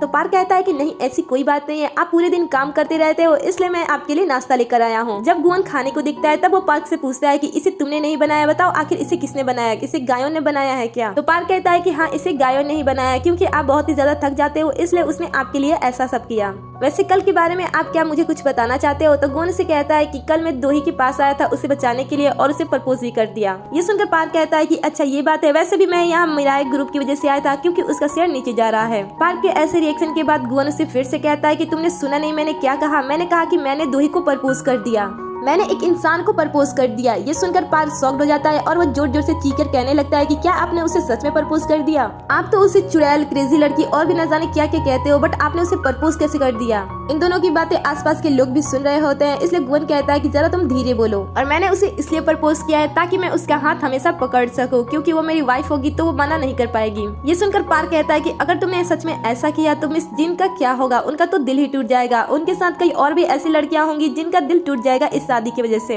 ये सुनकर गुवन कहता है कि आखिर कितनी लड़कियां होंगी जो मेरी शादी से उनका दिल टूट जाएगा। अब नेक्स्ट सीन में हम देखते हैं कि ऑफिस वाली लड़की ऑफिस में बैठ के टैरो कार्ड देख रही होती है और इसे वो पता लगा रही होती है कि उसकी लव लाइफ कैसे होने वाली है, और बीच बीच में वो दोही को कुछ कह भी रही होती है, बट उसे पता नहीं होता है कि बगल में ही दोही बैठी है। जैसे वो दोही को देखती है वो शॉक्ड हो जाती है और कहती है कि मैं कभी भी टैरो कार्ड नहीं खेलूंगी, लेकिन दोही उसे अपने साथ ऑफिस में ले जाती है और वहाँ पे जाकर वो पूछती है कि क्या ये टैरो कार्ड सच बोलते हैं? तो ये लड़की कहती है कि हाँ ये तो सच ही बोलते हैं। इसलिए ये भी बहुत ही सोच समझ के इस टैरो कार्ड से एक कार्ड निकालकर इस लड़की को दे देती है और पूछती है कि बताओ इसमें क्या है। तो ऑफिस वाली लड़की दोही को बताती है कि इस कार्ड का मतलब है कि आप बहुत ही जल्द किसी से मिलने वाले हो। तो दोही कहती है कि मुझे और भी डिटेल्स में बताओ कि इसमें क्या होगा। तो ऑफिस वाली लड़की दोही को बताती है कि आपकी लाइफ में आपके फ्यूचर में कुछ बदलाव होने वाले हैं और ये सारी चीजें हेवन से ही डिसाइड होकर आई हैं, और अब आपकी लाइफ में बहुत कुछ अच्छा होने वाला है। आप पिछली लाइफ को भूलने वाली हो और आगे का आपका लाइफ और भी ज्यादा इंटरेस्टिंग होने वाला है। ये सुनकर दोही खुश हो जाती है और कहती है कि चलो ठीक हुआ, मेरी लाइफ में कुछ अच्छा तो होने वाला है। अब हम दूसरी तरफ गुवन और पार्क को देखते हैं। यहाँ पे ये अभी खाया जा रहा होता है और इसे पता नहीं होता है कि इस चीज को किस तरीके से एक्सप्रेस करे। तभी गुवन की नजर जोसेफ पे पड़ती है जो अपने साथ एक पॉट लाया होता है जिसमें रेड कलर के फ्लावर खिले होते हैं। उसे इस तरीके से यहाँ पे फूल के साथ देखकर गुवन तो बहुत ही ज्यादा गुस्सा हो जाता है। इधर जोसेफ दोही के कैबिन में जाता है और इसे फ्लावर देता है। यहाँ की सिचुएशन बहुत ही ज्यादा ऑकवर्ड होती है, इसलिए ये दोनों ही बहुत ही ज्यादा हंसने लगते हैं। बाहर से इन दोनों को इस तरीके से हंसते हुए गुवन भी देखता है और वो गुस्से में यहाँ से जाकर कॉफी पीने लगता है। इधर ये दोनों आपस में बात कर रहे होते हैं जहाँ पे जोसेफ दोही से कहता है कि मैं तुम्हें बहुत ही पहले से पसंद करता हूँ और जब तुमने गुवन को प्रपोज किया था तो मुझे बिल्कुल भी अच्छा नहीं लगा था और मैं उस टाइम उससे जेलस भी होने लगा था, बट मैं अब चाहता हूँ कि तुम मेरे प्रपोजल को एक्सेप्ट कर लो और मेरी फैमिली का एक हिस्सा बन जाओ। दोही जोसेफ की बातों को सुन रही होती है बट वो किसी भी डिसीजन पे नहीं पहुँच पा रही थी। इधर हम गुवन को देखते हैं जो कि अपने कॉफी के अंदर बहुत सारा आइस डालकर उसे पी रहा होता है। तभी एक पर्सन आता है, उसे पूछता है कि लगता है कि तुम काफी टेंशन में हो। तो गुवन उसे बताता है कि हाँ इस समय मेरे दिल पे चोट लगी है, वैसे तुम बताओ कि ये लोग ये सारी कॉफी पी कैसे लेते हैं। फिर उस पर्सन से गुवन पूछता है कि अगर कोई पर्सन आपके नंबर को इमरजेंसी कॉल में सेव करे तो इसका क्या मतलब होता है। तो वो पर्सन उसे बताता है कि उसके लिए आप बहुत ही ज्यादा खास हो इसलिए वो ऐसा कर रहा है। ये सुनकर गुवन खुश हो जाता है। तभी उसे याद आता है कि उस दिन जोसेफ भी वहाँ पे आया था, इसलिए वो फिर से सैड हो जाता है। अब यहाँ पे जोसेफ आता है और इसके बाद गुवन और जोसेफ बाहर जाकर आपस में बातें करने लगते हैं। यहाँ पे ये दोनों दोही को लेकर एक बार फिर से बहस करने लगते हैं और कहते हैं कि दोही मेरे साथ सही रहेगी, इसलिए अच्छा होगा कि तुम उसे छोड़ दो। ये दोनों आपस में यहाँ बातें कर रहे होते हैं और सीन यहाँ पे कट हो जाती है। गुवन वहाँ से चला जाता है और इसके बाद हम गुवन को दोही के साथ कार के अंदर देखते हैं। यहाँ पे गुवन दोही से कहता है कि मुझे तुमसे कुछ कहना है। तो दोही कहती है कि कहो क्या कहना है। तो गुवन उससे कहता है कि आखिर तुमने क्यों मेरा और जोसेफ का नंबर इमरजेंसी कॉल में सेव करके रखा है। तो दोही कहती है कि क्योंकि तुम मेरे बॉडीगार्ड हो और वो मेरा फैमिली मेंबर है, इसलिए मैंने दोनों का नंबर इमरजेंसी कॉल में सेव रखा है। गुवन जब दोही के मुंह से ये बातें सुनता है तब इसे बिल्कुल भी अच्छा नहीं लगता है। इसके बाद दोही उससे पूछती है कि आखिर तुमने मुझे प्रपोज क्यों किया। सीन यहीं पे कट होता है और इसके बाद हम अलमाइटी जू के बड़े बेटे को देखते हैं। नोसुक यहाँ पे अपनी फैक्ट्री को लेकर स्पीच दे रहा होता है कि वो अपनी कंपनी को और भी ऊंचाइयों पर लेकर जाने वाला है। यहाँ पे सारे फैमिली मेंबर होते हैं जो नोसुक को बहुत ही प्यार से देखते हैं। तभी नोसुक देखता है कि सामने से दोही और गुवन आ रहे हैं। वो दोही को देखकर सरप्राइज हो जाता है, साथ ही उसका बेटा भी इसे देखकर सरप्राइज हो जाता है क्योंकि इससे पहले दोही कभी भी इस तरह की सेरेमनी को अटेंड नहीं करती है, इसलिए दोही को यहाँ पे देखकर सारे लोग सरप्राइज हो जाते हैं। दोही स्टेज पे जाकर नोसुक के पास खड़ी हो जाती है। नोसुक उसे अपने पास देखकर उसे पूछता है कि तुम तो ऐसी जगह पे नहीं आती हो, फिर अचानक से यहाँ पे कैसे आ गई।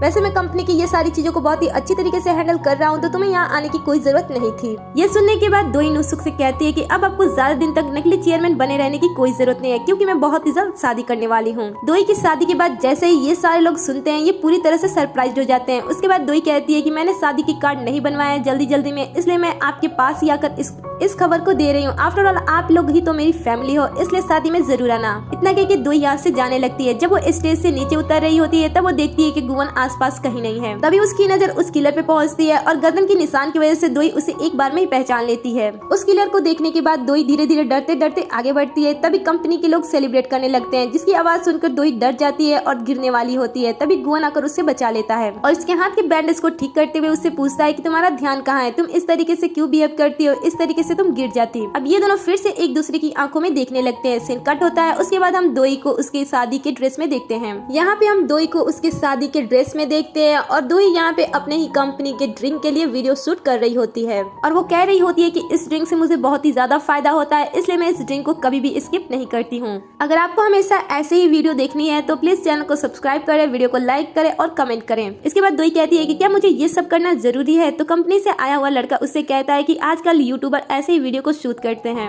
इस लड़की के साथ कंपनी वाली लड़की भी होती है। दोई को इस तरीके से देखकर उसे बिल्कुल भी अच्छा नहीं लगता है, क्योंकि वो गुवन को पसंद करती थी। इसके बाद मिसिन दोई को बताती है कि आज तुम्हें शादी में ये सारी चीजें करनी है, तुम्हें डांस करना है, तुम्हें एक्सचेंज रिंग करना है और भी बहुत सारी चीजें हैं तुम्हें शादी के दौरान करना है। मिसिन शादी के दौरान दोई को बहुत सारी चीजें करने के लिए कहती है। दोई इतनी सारी चीजों को देखकर उनसे पूछती है कि क्या इनमें से हम कुछ कम नहीं कर सकते हैं। तो मिसिन कहती है कि आप इनमें से कुछ भी स्किप नहीं कर सकते हो, क्योंकि ये सारी चीजें अलमाइटी जू चाहती है, इसलिए आपको ये करना होगा। इसके बाद मिसिन यहाँ से चली जाती है। उसके बाद ऑफिस से आया हुआ लड़का दोई से कहता है कि मैम आज आप बहुत ही ज्यादा खूबसूरत लग रही हो।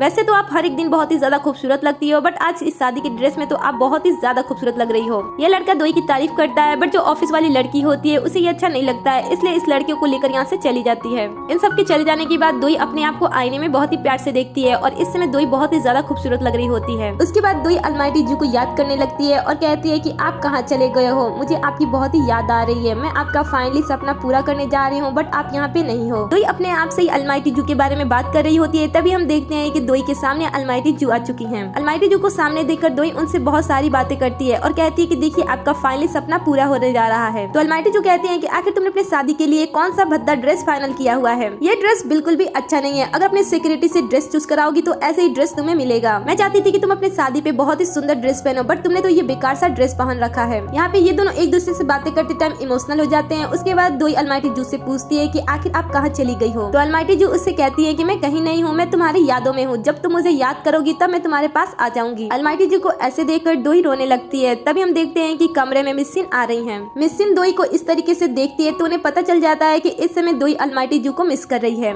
इसके बाद मिसिन दोई से कहती है कि चलो रेडी हो जाओ, हमें अब निकलना है। जब दोई बाहर हॉल में आती है तब वो देखती है कि यहाँ पे उसकी सारी फैमिली है। उन्हें देखकर वो कहती है कि मुझे नहीं लगा था कि आप सब यहाँ पे आओगे। तो नोसुक कहता है कि हम कैसे नहीं आते, आखिर तुम हमारी बहन हो और हमारी बहन की शादी हो रही है, तो हमें तो आना ही था। अब इसके बाद हम दोई को स्टेज पे जाते हुए देखते हैं और यहाँ पे हमें पता चलता है कि दोई की शादी गुवन से हो रही है। में स्टेज की तरफ बढ़ रही होती है और इस समय दोई बहुत ही ज्यादा खूबसूरत लग रही होती है और इसे देखकर गुवन स्माइल करता है। सीन यहाँ पे थोड़ा पीछे जाता है और हम देखते हैं कि दोई गुवन से पूछती है कि आखिर तुमने मुझे प्रपोज क्यों किया था।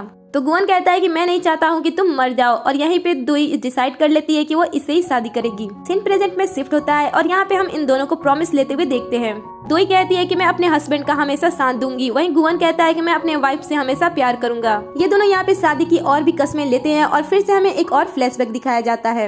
यहाँ पे हम देखते हैं कि ये दोनों एक कॉन्ट्रैक्ट पेपर बनाते हैं जिसमें वो लिखते हैं कि वो पब्लिक के सामने एक आइडियल हस्बैंड वाइफ बनकर रहेंगे और जब तक कि वो किलर नहीं पकड़ा जाता, अलमाइटी जू का किलर नहीं पकड़ा जाता और जब तक कि टैटू वापस गुवन के पास नहीं चला जाता तब तक ये दोनों साथ रहेंगे। अब दूसरी तरफ हम इन दोनों को रिंग्स पहनाते हुए देखते हैं और उसके बाद इनकी शादी खत्म हो जाती है और इसके बाद ये दोनों धीरे धीरे आगे बढ़ने लगते हैं। तो मिस्टर पार्क कहते हैं कि ये दोनों हस्बैंड वाइफ अब हमेशा एक दूसरे का साथ देंगे। ये सुनते ही गुवन अपने हाथ को खड़े कर देता है और कहता है कि जिंदगी भर मैं इसका जिंदगी पर साथ नहीं दूंगा। तो दोई उसे कहती है कि बस ये शादी के रिचुअल्स हैं, तुम इस पे ध्यान मत दो और यहाँ पे मुस्कुराओ। तुम्हें सच में मेरा साथ हमेशा थोड़ी ना देना है, बस यहाँ पे तुम थोड़ी सी एक्टिंग कर लो। तो गुवन कहता है कि नहीं, ऐसा बिल्कुल नहीं हो सकता क्योंकि ये हमारे कॉन्ट्रैक्ट में बिल्कुल ही नहीं था। गुवन की बात सुनकर दोई पार्क को अपने पास बुलाती है और कहती है कि ये लास्ट वाला लाइन तुम हटा दो। तो पार्क कहता है कि ठीक है, मैं इस लास्ट वाले लाइन को हटा देता हूँ। ये सुनकर गुवन खुश हो जाता है। अभी दोनों स्टेज पे धीरे धीरे आगे बढ़ रहे होते हैं और इन्हें देखकर ऑफिस वाली लड़की तो इमोशनल ही हो जाती है। तो बगल वाला लड़का पूछता है कि आखिर तुम ऐसा बिहेव क्यों कर रही हो। तो ऑफिस वाली लड़की कहती है कि तुम्हें क्या पता कि मैं इस समय कैसा फील कर रही हूँ। मैंने तो मिस्टर गुवन और अपने बारे में कितने सारे सपने सजा रखे थे और ये सारे मेरे सपने अब टूट गए। अब हम पार्क और मिस्सिन को देखते हैं। ये दोनों ताली बजा रहे होते हैं और देखते ही देखते इन दोनों के बीच में ताली को लेकर कंपटीशन स्टार्ट हो जाता है और ये दोनों एक दूसरे को दिखाकर बहुत ही जोर जोर से ताली बजाने लगते हैं। अब हम अलमाइटी जू की बेटी को देखते हैं जो कि इस समय बहुत ही ज्यादा खुश होती है और कहती है कि जब भी मैं इस बॉडीगार्ड को देखती हूँ मेरा दिल धड़कने लगता है। आखिर ये बॉडीगार्ड कितना हैंडसम है। ये सारी बातें नोसुक की वाइफ भी सुन रही होती है और वो उसे पूछती है कि आखिर तुम इतनी ज्यादा खुश क्यों हो। तो अलमाइटी जू की बेटी कहती है कि मुझे बहुत ही खुशी होती है जब इंसान बहुत ही ज्यादा ऊपर चल जाता है और वहाँ से गिरता है। अब हम जोसियो को देखते हैं जो कि बहुत ही सैड होकर इस शादी को देख रहा होता है। इसके बाद हम नोसुक के बेटे को देखते हैं जो कि बहुत ही सस्पिशियस स्माइल के साथ उसे देख रहा होता है। दोई उसे देखती है बट कुछ करती नहीं है। अब हम इन दोनों के फोटोशूट को देखते हैं। यहाँ पे दोई गुवन से कहती है कि तुम जरा सा तो स्माइल कर लो ताकि लोगों को तो पता चले कि हम दोनों रियल हस्बैंड एंड वाइफ हैं। तो गुवन दोई को अपनी तरफ खींचता है और उसके बाद फोटोशूट होने लगते हैं। अब हम पार्क और मिस सिन को देखते हैं। यहाँ पे पार्क कहता है कि आज बॉस तो सच में बहुत ही ज्यादा हैंडसम लग रहे हैं। ये सुनकर मिस सिन कहती है कि तुम्हारे कहने का क्या मतलब है, तुम्हारे बॉस हैंडसम लग रहे हैं, दोई भी तो बहुत ही ज्यादा खूबसूरत लग रही है। ये कहते हुए मिस सिन एक फाइल निकाल कर पढ़ने लगती है बट पार्क को लगता है कि उसे मारने वाली है, इसलिए वो जल्दी से साइड होता है। ये देखकर मिस सिन स्माइल करने लगती हैं। अब यहाँ पे आए लोग जोर जोर से चीखने लगते हैं और कहते हैं कि किस करो। ये सुनकर दोई कहती है कि ये हमारा प्राइवेट है। तो ये सारे लोग कहते हैं कि अब तो आपकी शादी हो गई है तो अब क्या ही प्राइवेट। तो दोई कहती है कि ठीक है हमें किस करना ही होगा। तो गुवन कहता है कि क्या ये करना जरूरी है। तो दोई कहती है कि हमने अपने कॉन्ट्रैक्ट में ये लिखा था ना कि हम लोगों के सामने एक आइडियल हस्बैंड और वाइफ बनकर रहेंगे, तो हमें तो इनके सामने किस करनी होगी। उसके बाद ये दोनों धीरे धीरे एक दूसरे की तरफ बढ़ते हैं। इसके बाद गुवन दोई को किस करता है बट वो बीच में अपनी एक उंगली लगा देता है ताकि इसका लिप उससे टच ना हो। लोगों को ये देखकर ऐसा लगता है कि इन्होंने सच में किस कर लिया। उसके बाद गुवन दोई के ओठ से अपने हाथ को पोंछ देता है। अब इसके बाद यहाँ पे सिंगल फोटो खींचने की बारी आती है, इसलिए दोई यहाँ से चली जाती है। आगे जाकर वो दोषियों से मिलते हैं। यहाँ पे दोषिक उसे कहता है कि लगता है कि मैंने देर कर दिया। तो दोई कहती है कि नहीं ऐसी कोई बात नहीं है, तुम एक परफेक्ट पर्सन हो और तुम्हें भी एक परफेक्ट पर्सन मिल ही जाएगा। और वैसे भी हम दोनों फैमिली है ना। तो जोसियो कहता है कि चाहे कुछ भी हो जाए मैं तुम्हारा साथ हमेशा दूंगा और तुम्हारे शादी के लिए मैं तुम्हें बधाई देता हूँ। और रही गुवन की बात तो वो बाकी लोगों के साथ तो रूड रहता है बट वो तुम्हारे साथ बहुत ही अच्छे तरीके से रहता है और तो वो तुम्हारा ख्याल भी बहुत ही अच्छे तरीके से रखता है। ये सुन दोई कहती है कि मेरा हस्बैंड प्यारा हैंडसम है, अच्छा ठीक है। इन दोनों को यहाँ पे इस तरीके से गुवन भी देख रहा होता है। तभी हम देखते हैं कि यहाँ पे एक जिसे बहुत ही सजा कर लाया होता है। इस कार को देखकर दोई अजीब फील करती है और कहती है कि ये क्या है। मिसिन अंदर से बाहर आते हैं और कहती है कि आप दोनों को इसी कार से जाना होगा। इसके बाद गुवन दोई के पास आता है और उसका हाथ पकड़कर कहता है कि चलो बेब्स हमें अब चलना होगा। और जाने से पहले वो जोसिक से कहता है कि अब तुम अपने फीलिंग को अपने कंट्रोल में रखो क्योंकि दोई से अब मेरी शादी हो गई है और अब मेरी वो वाइफ है। और इतना क्या कि वो उसके आंखों की तरफ गुस्से से इशारा करता है। उसके बाद वो कार के अंदर बैठकर दोई के साथ चला जाता है। अब हम गायोन को देखते हैं जिसे शादी के बाद जब पता चलती है तब से ये बहुत ही ज्यादा गुस्सा होती है और चीजों को इधर उधर फेंक रही होती है। और जब यहाँ पे पार्क आता है तब गायोन उससे पूछती है कि आखिर तुमने ये बात मुझसे क्यों छुपाई। तो पार्क उसे कहता है कि मैं एक मीटिंग में फंस गया था इसलिए मैंने ये बात तुम्हें नहीं बताई। वैसे ये शादी रियल नहीं है, तुम इस पे विश्वास मत करना। बट गायोन तो इतनी ज्यादा गुस्से में होती है कि वो पार्क की किसी भी बात को नहीं सुनती है और यहाँ से चली जाती है। अब हम उस किलर को भी देखते हैं और इस शादी से भी इसको बहुत ही ज्यादा परेशानी होती है, इसलिए ये भी चीजों को इधर उधर फेंक रहा होता है। तभी वो कुछ खोलता है और उसके अंदर हमें एक लाश दिखाई देती है। वो लाश से पता नहीं क्या निकल कर खाने लगता है और उसके बाद वो दोई की फोटोज को देखने लगता है। ऐसा लगता है कि अभी भी इसका मिशन यही है कि ये दोई को मार डाले। इधर हम इन दोनों को देखते हैं। घर में आने के बाद दोई गुवन के फिंगरप्रिंट को सेट कर रही होती है और इसके बाद ये दोनों घर के अंदर आने लगते हैं। जैसे ही वो दोनों अंदर आते हैं गुवन यहाँ की कंडीशन को देखकर उसे कहता है कि लगता है कि यहाँ पे कल्प्रिट फिर से आ गया है, इसलिए तुम पीछे रहो। दोई का कमरा इस समय बहुत ही ज्यादा गंदा होता है और सारी चीजें इधर उधर बिखरी होती है। ऐसा लगता है कि शायद इसके घर में चोरी हुई हो। बट तभी दोई कहती है कि शादी के काम में मैं इतना ज्यादा बिजी थी कि मैं अपने घर को ठीक नहीं कर पाई। और इतना क्या कि वो सोफे पे जाकर लेट जाती है। फिर गुवन कहता है कि ये सारी चीजों को तुमने बिखराया था। इसके बाद दोई कहती है कि अगर तुम्हें नींद आ रही है तो तुम भी जाकर सो सकते हो। तो गुवन उसके पास जाता है और कहता है कि तुम मुझे अपना हाथ दो। उसके बाद गुवन दोई का हाथ पकड़ता है और मैजिक करके सारे घर को साफ करने लगता है। ये देखकर गुवन कहती है कि वाह ये तो बहुत ही अच्छा है, क्या तुम मेरे लिए खाना बना सकते हो, मुझे भूख लगी है। तो गुवन कहता है कि मैं तुम्हारा हस्बैंड हूँ, मैं कोई नौकर नहीं हूँ। फिर दोई कहती है कि मेरे पास तुम्हारे लिए एक और काम है और उसके बाद वो उसे डस्टबिन के पास ले जाती है और कहती है कि इस डस्टबिन के अंदर मेरा एक प्यारा सा टॉप है, प्लीज उससे तुम ढूंढ दो। वो टॉप को ढूंढने के लिए एक एक कर डस्टबिन से टॉप्स को निकालने लगता है बट दोई कहती है कि ये नहीं है, ये नहीं है। आखिर में गुवन उस व्हाइट टॉप को बाहर निकाल देता है जिसे देखकर दोई बहुत ही ज्यादा खुश होती है और उसे लेकर वहाँ से जाने लगती है। और जाने से पहले वो गुवन से कहती है कि ये सारा सामान तुम वापस से डस्टबिन में डाल देना। देना। अब इधर हम जोशियो को देखते हैं जो कि अपने कंप्यूटर में बैठ के काम कर रहा होता है। तभी उसे कुछ ऐसा मिलता है जिसकी वजह से वो किसी के पास कॉल करता है और कहता है कि तुम मुझे इसका इन्फॉर्मेशन ला के दो। इधर हम दोई को देखते हैं जो कि नोसियो के बेटे के बारे में सोच रही होती है। तभी वहाँ पे गुआन नहा कर निकलता है। उसे देखकर दोई उसे पूछती है कि क्या तुमने नहा लिया, तो वो बोलता है कि तुम्हें देखकर पता नहीं चल रहा है कि मैंने नहा लिया। और फिर गुआन दोई से पूछता है कि क्या तुमने नहा लिया, तो दोई कहती है कि हाँ मैंने भी तो नहा लिया है। अब ये दोनों एक दूसरे को ऐसे देखकर थोड़ा ऑकवर्ड फील करते हैं और उसके बाद ये दोनों अपने कमरे में जाकर सो जाते हैं। रात को सोने के टाइम गुआन को वह सपना फिर से आता है जहाँ पे वो एक लड़की को देखता है बट वो उसके फेस को देख नहीं पाता है। और फिर सुबह हो जाती है। सुबह जब वो उठता है तब उसे अजीब सी आवाजें सुनाई देती है। ये सुन के जब वो बाहर आता है वो देखता है कि दोई बहुत ही अजीब तरीके से नाश्ता करे, जिसे देखकर गुआन स्माइल करने लगता है। इसके बाद दोई गुआन से कहती है कि रात भर मुझे अच्छे से नींद नहीं है, इसलिए मैं अभी खा रही हूँ। वैसे क्या मैं इस समय प्रिटी लग रही हूँ? तो गुआन कहता है कि नहीं ऐसा बिल्कुल नहीं, तुम ऐसा बिल्कुल भी नहीं लग रही हो। उसके बाद दोनों एक पास बैठते हैं और कल्पित के बारे में बात करते हैं कि वो उसे कैसे पकड़ेंगे। गुआन यहाँ पे दोई से कहता है कि तुम जोशियो के बारे में मुझसे बिल्कुल भी बात मत करना, क्योंकि वो मुझे बिल्कुल भी पसंद नहीं है। वैसे अभी क्या कोई ऐसा पर्सन है जिसपे तुम्हें शक हो रहा है? तो दोई कहती है कि नोसु का जो बेटा है मुझे उस पे शक हो रहा है। सीन कट होता है। अब हम नोसियो के बेटे को देखते हैं। यहाँ पे एक इंसान के साथ वो बॉक्सिंग कर रहा होता है और ये करते टाइम वो अपने दोस्त के गले को दबा देता है और ऐसा लगता है कि ये अब मरने ही वाला है। अब हम इन दोनों को फिर से देखते हैं। यहाँ पे गुआन दोई से बोलता है कि और कितना टाइम लगेगा, तो दोई कहती है कि बस मैं आ रही हूँ। ये दोनों कहीं पे जाने के लिए रेडी हो रहे थे और दोई ने अपना पूरा फेस ग्लव्स एंड स्कार्फ से कवर कर लिया होता है। गुआन उसे ऐसे देख के उसे पूछता है कि आखिर तुम कर क्या रही हो, इन सारी चीजों को जल्दी से उतार दो। तो दोई इन सारी चीजों को उतार देती है और इसके बाद ये मैजिक कर उस जगह पे जाके पहुँचते हैं जहाँ पे नोसुक का बेटा है। ये दोनों मैजिक करने के बाद वॉशरूम में आते हैं और तभी वहाँ पे नोसुक के बेटा भी आता है, इसलिए गेट बनकर शांत हो जाते हैं और वो आके अपना मुंह धोने लगता है। जोगन के पीछे उसके कोच भी आते हैं और उसे कहते हैं कि तुम आज क्या कर रहे थे? ऐसा लग रहा था कि जैसे तुम उसे मार ही डालने वाले हो। तभी जोगन उनकी तरफ बहुत ही गुस्से से देखता है और इसका ये फेस देखकर कोच यहाँ से चले जाते हैं। यहाँ से जाने के बाद जोशियो कार के अंदर बैठकर यहाँ से चला जाता है। इसके पीछे ये दोनों भी आते हैं और देखते हैं कि ये कहाँ पे जा रहा है। दोई गुआन से मैजिक करके कहती है कि तुम उसका पीछा करो। तब गुआन कहता है कि अगर मैं ऐसा करूंगा तो हम दोनों उस ट्रक के नीचे आ जाएंगे। इसलिए अब ये दोनों टैक्सी से इसका पीछा करते हैं और दूर से ही इस पे नजर रख रहे होते हैं। गुआन कहता है कि अब इन सारी चीजों को बंद करो, हमें अब चलना चाहिए। दोई कहती है कि नहीं, बस थोड़ी देर और रुको, हमें इस पे ध्यान देना होगा। तभी गुआन पास में किसी को कॉफी पीते हुए देखता है और कहता है कि मुझे कॉफी पीनी है, मुझे जाने दो। लेकिन दोई उसे यहाँ से नहीं जाने देती है और कहती है कि मेरे साथ चलो। गुआन उसे अपनी तरफ खींचता है और दोई उसे अपनी तरफ ले जाने के लिए खींचती है। फिर वो आगे बढ़कर उसका पीछा करते ही रहते हैं और दोई देखती है कि गुआन के हाथ में कॉफी है, इसने मैजिक से कॉफी अपने पास ही मंगा ली। ये दोनों इसका पीछा करते करते सब के फोटो रूम में चले जाते हैं और यहाँ से इस पे नजर रखते हैं। यहाँ पे ये उसी लॉकर को ओपन करता है जिस लॉकर में किलर ने सामान रखा था, बट जब इसे ओपन करता है तब इसे इसके अंदर कुछ नहीं मिलता है, इसलिए गुस्सा होकर वो इसे बंद कर देता है। और जब वो पीछे मुड़ता है तब वो देखता है कि इस पे